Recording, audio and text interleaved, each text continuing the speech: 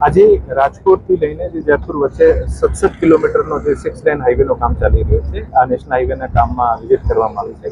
આજે national highway ઓથોરિટીના અધિકારીઓ, agency વરા ઇન્ફ્રાસ્ટ્રક્ચરના અધિકારીઓ, પ્રાંત અધિકારી, મામલતદારશ્રી અને ટ્રાફિક પોલીસના પણ અધિકારીઓના સાથે આજે વિઝિટ કરવામાં આવી રહી છે. અને માનનીય સીએમ સાહેબના નિર્દેશ અનુસાર કે સ્ટેટમાં જેટલા પણ રોડના કામો ચાલતા હોય આની ગુણવત્તાનું મોનિટરિંગ થાય, જ્યાં ફોટોસ ડેવલપ થઈ ગયા છે આનું ત્વરિત સમારકામ થાય અને ટ્રાફિકના જામ નહીં થાય, માણસોને કોઈ પણ પ્રકારની અગવડ નહીં થાય. આને માટે પ્રશાસન દ્વારા વ્યવસ્થિત પૂરતા ઇંતજામ કરવા જોઈએ.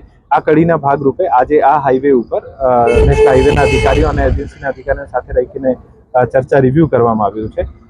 અમુક જે પોઈન્ટ્સ જે છે કે જે 14 જેવા પોટેન્શિયલ સ્પોટ છે જ્યાં વારંવાર આપણું જામ થાય છે, ત્યાં ટ્રેન્સ મૂકવામાં આવી છે અને નેશનલ હાઈવે દ્વારા ટ્રાફિક માર્શલ્સની નિયુક્તિ કરવામાં આવી છે.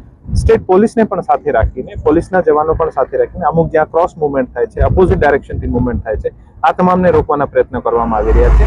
અને જ્યાં જ્યાં કામ પૂરું થઈ ગયું છે આ બ્રિજને પણ ખોલવાનો પ્રયત્ન શરૂ કરવામાં આવે છે. એક બ્રિજ 2 દિવસ પહેલા ખોલી દીધું છે. આજે આપણે જે બ્રિજ ઉપર ઊભા છીએ આ બ્રિજ પણ આવનારા 2-3 દિવસમાં ખોલી દેવામાં આવશે. આનાથી આગળ 2 કિલોમીટર દૂર એક બ્રિજ છે, આને પણ 3-4 દિવસમાં ખોલી દેવામાં આવશે.